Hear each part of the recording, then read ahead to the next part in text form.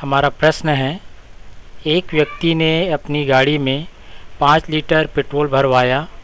5 दिनों में बचे हुए पेट्रोल की मात्रा व दिनों को निम्नांकित सारणी में दर्शाया गया है। बचे हुए पेट्रोल की मात्रा व दिनों के मध्य आलेख खींचिए। ये हमको दिया गया है टेबल में। पहले दिन पेट्रोल की मात्रा 4 लीटर थी, दूसरे दिन 3 लीटर, तीसरे दिन 2 लीटर, चौथे दिन 1 लीटर और पाँचवें दिन 0 लीटर। चलिए इसका ग्राफ हम बनाते हैं। आलेख बनाने हेतु सर्वप्रथम पैमाना लिया जाता है।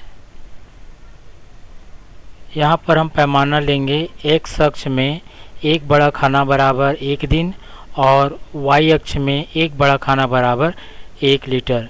यहाँ पर जो हम पैमाना लेते हैं वह दिए गए आंकड़ों के मान के अनुसार लेते हैं। यदि आंकड़े बड़ी संख्या में दी गई है तो यहाँ पर बड़े खाने का मान भी बड़ी संख्या लेनी चाहिए। अगर हम ऐसा नहीं करेंगे तो हमारे पैमाने पर ग्राफ जो है आलेखित नहीं हो पाएगा। सर्वप्रथम पैमाने के अनुसार एक्स अक्ष में एक बड़ा खाना बराबर 1 दिन। तो इस प्रकार से ये क्षैतिज रेखा एक्स अक्ष को प्रदर्शित करता है, जहाँ ये एक बड़ा खाना 1 दिन को व्यक्त कर रहा है। तो ये हमारा एक्स अक्ष तैयार हो गया। इसी प्रकार से वाई अक्ष में एक बड़ा खाना बराबर 1 लीटर पैमाना लिया गया है। तो ये हमारा ऊर्ध्वाधर रेखा वाई अक्ष को प्रदर्शित कर रहा है। यहाँ पर एक बड़ा खाना 1 लीटर को व्यक्त कर रहा है। एक्स अक्ष में हम दिन को व्यक्त किए हैं और वाई अक्ष में बचे हुए पेट्रोल की मात्रा को हमने व्यक्त किया है। चलिए अब दिए गए आंकड़ों के अनुसार हम बिंदुओं को ग्राफ पेपर पर प्रदर्शित करेंगे।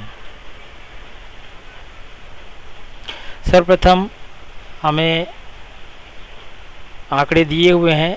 प्रथम दिन में पेट्रोल की मात्रा 4 लीटर है, तो ये हमें दिखाई दे रहा है। ये दिन है प्रथम दिन और पेट्रोल की मात्रा जो है 4 लीटर थी। तो ये जो बिंदु है यहाँ पर प्रदर्शित होगा। ये देखिए, ये इंगित करता है, इसके निर्देशांक 1, 4 प्रथम दिन, ये प्रथम दिन को व्यक्त करता है और प्रथम दिन में पेट्रोल की मात्रा कितनी थी? 4 लीटर।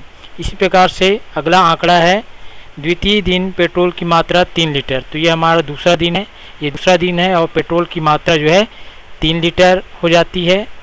तो यहाँ पर आप एक बिंदु लगाएंगे। ये प्रदर्शित करता है कि दूसरे दिन पेट्रोल की मात्रा 3 लीटर शेष रही। अगला आंकड़ा दिया हुआ है तीसरे दिन पेट्रोल की मात्रा 2 लीटर। तो इसको देखिए, ये तीसरा दिन है और पेट्रोल की मात्रा कितनी बची? 2 लीटर। तो ये दोनों रेखाएं जहाँ पर मिल रही है ये हमारा तीसरा बिंदु होगा, जिसको हम जो है सी से व्यक्त किया यहाँ पर। इसी प्रकार से चौथे दिन पेट्रोल की मात्रा 1 लीटर हो जाती है। तो ये हमारा ये रेखा दिन को प्रदर्शित कर रहा है और ये जो है बचे हुए पेट्रोल की मात्रा को। तो दोनों रेखाएं आपस में जहाँ पर मिल रही है ये हमारा अगला बिंदु होगा। और इसी प्रकार से अंतिम आंकड़ा दिया है 5वें दिन पेट्रोल की मात्रा 0 हो जाती है। तो ये हमारा एक्स अक्ष दिन को व्यक्त कर रहा है और ये वाई जो अक्ष जो है बचे हुए पेट्रोल की मात्रा को व्यक्त कर रहा है। तो यहाँ पर ये क्रमशः कम होते जा रहा है। तो यहाँ पर पेट्रोल की मात्रा 0 है। तो इस प्रकार से ये अंतिम बिंदु ई हमने व्यक्त किया। तो इस प्रकार से बिंदुओं को हम आलेख पेपर पर प्रदर्शित करेंगे और इसके बाद हम इन बिंदुओं को स्केल की सहायता से मिला देंगे।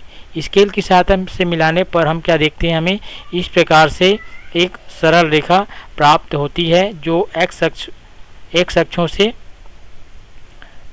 ढाल के रूप में प्रदर्शित हो रही है।